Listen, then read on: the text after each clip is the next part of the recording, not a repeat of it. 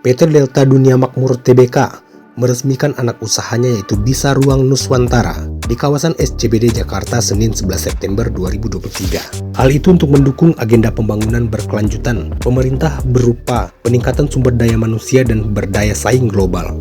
Direktur Utama Biru, Kristianto Widiawan, saat ditemui usai peresmian menyampaikan bahwa Biru pertama kali diperkenalkan pada tahun 2018. Untuk mencapai tujuan tersebut, Biru menghadirkan dua program andalan, yakni Bisa Ruang Vokasi dan Karya Bisa sebagai platform pembelajaran berbasis industri sebagai upaya untuk mempercepat sinergi antara sektor pendidikan dan industri.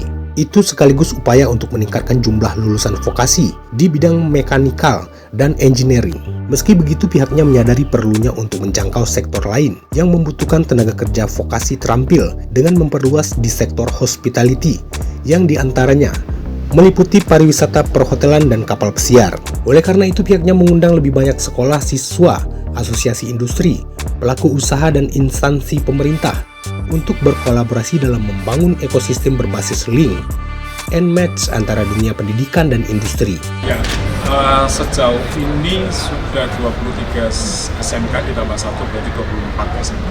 Dari mana aja? Tersebar dari Lampung, Jawa Barat, Jawa Tengah, Jawa Timur, Kalimantan Timur, Kalimantan Selatan, kemudian Sulawesi Selatan, Makassar, sama Seberang.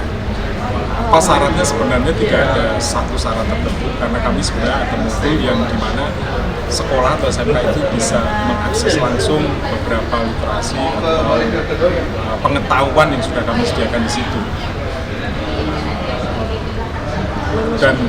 Dan memang hal yang unik adalah keterlibatan industri penting untuk membantu SMK ini berakselerasi lebih cepat terhadap kepentingan dan kebutuhan industri, salah satunya sebagai sumber daya manusia.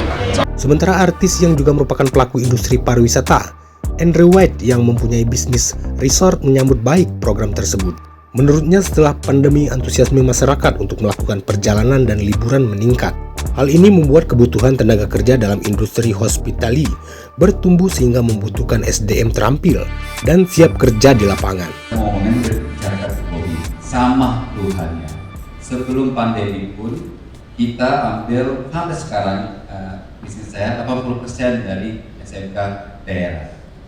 Dan benar, sebelum COVID pun kita sering ada kendala di skill level yang kita butuhkan, di mana kita cari orang bukan dengan kriteria skillnya yang sangat bagus, tapi cari kriteria yang loyal, bisa dipercayai, kemudian kita sendiri yang bentuk skillnya itu.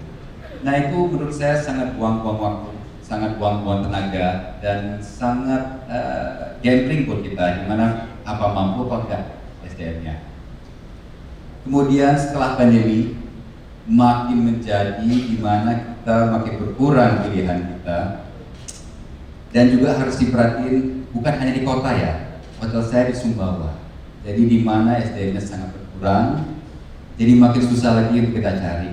Jadi dimana ada linknya ini buat kita yang di industri sangat luar biasa, dimana kita merasa nyaman untuk bisa cari SDM yang pas, dimana kita bisa ngasih yang lebih baik buat mereka juga, karena ini juga dua arah ya Bapak Ibu, dua arah linknya ini, dimana kita punya sesuatu yang bisa menawarkan ke SDM, ke anak-anak murid muda, tapi mereka nggak tahu apa yang kita punya, mereka nggak tahu yang kita akan kasih ke mereka apa, gajinya, masa depannya, posisinya seperti apa. Jadi buat saya jadi industri sangat berterima kasih ada linknya ini, karena kita masih kekurangan sekali di Indonesia dan terutama di daerah.